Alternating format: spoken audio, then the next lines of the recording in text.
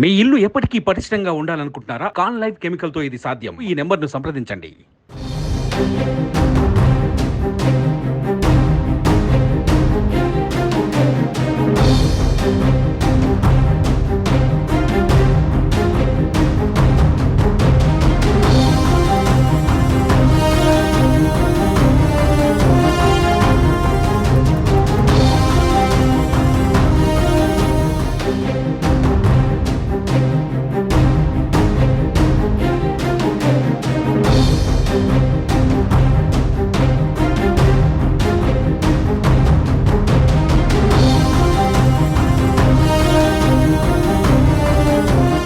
ఢిల్లీ మద్యం కుంభకోణం కేసులో అరెస్ట్ అయిన బీఆర్ఎస్ ఎమ్మెల్సీ కల్వకుంట్ల కవితకు మళ్లీ నిరాశ ఎదురైంది.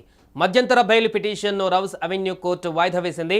తన చిన్న కుమారుడు పరీక్షల దృష్ట్యా ఈ నెల 16 వరకు మధ్యంతర బెయిల్ మంజూరు చేయాలని రౌస్ అవెన్యూ కోర్టులో మార్చి 26న ఆమె పిటిషన్ దాఖలు చేశారు. దీనిపై విచారించిన న్యాయస్థానం మరోసారి పిటిషన్ను వాయిదా వేసింది. ఢిల్లీ లిక్కర్ కేసులో అరెస్ట్ అయి తిహార్ జైలులో ఉన్న కవిత మధ్యంతర బెయిల్ పిటిషన్పై ఢిల్లీ రౌస్ అవెన్యూ కోర్టు విచారణ వాయిదా వేసింది. తన చిన్న కుమారుడు పరీక్షల నేపథ్యంలో ఏప్రిల్ 16 వరకు మధ్యంతర బెయిల్ మంజూరు చేయాలని కవిత కోర్టులో పిటిషన్ దాఖలు చేసింది. అయితే ఈ మధ్యంతర బెయిల్ పైన విచారణను ధర్మాసనం ఏప్రిల్ 4వ తేదీకి వాయిదా వేసింది. కవిత తరపున న్యాయవాది అభిషేక్ మను సింఘ్వి రౌస్ అవెన్యూ కోర్టులో వాదనలు వినిపించారు. మధ్యంతర బెయిల్తో పాటుగా రెగ్యులర్ బెయిల్ కూడా కావాలని సింఘ్వి కోర్టులో వాదనలు వినిపించారు.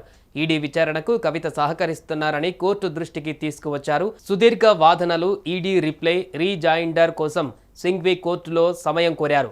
అయితే లిక్కర్ కేసులో భాగంగా కవిత వీడియో కాన్ఫరెన్స్ ద్వారా కోర్టుకు హాజరయ్యారు.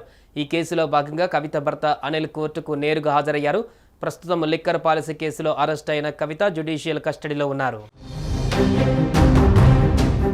ఇదిలా ఉంటే ఢిల్లీ లిక్కర్ స్కామ్ కేసులో కవిత ప్రధాన సూత్రధారిగా ఉన్నారని, దాదాపు 100 కోట్ల మేర అక్రమాలు జరిగినట్టుగా ఈడీ గుర్తించింది. దీంతో ఆమెకు బెయిల్ ఇవ్వకుండా మరికొన్ని రోజులు రిమాండ్లో ఉంచి విచారిస్తే ఈ స్కామ్కు సంబంధించిన మరిన్ని వివరాలు బయటకు వచ్చే అవకాశం ఉందని ఈడీ చెబుతోంది.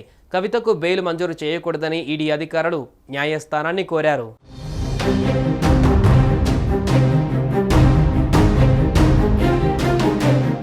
సుమన్ టీవీలో మీ పర్సనల్ అండ్ బిజినెస్ ప్రమోషన్స్ కోసం కింది నెంబర్కి కాంటాక్ట్ చేయండి.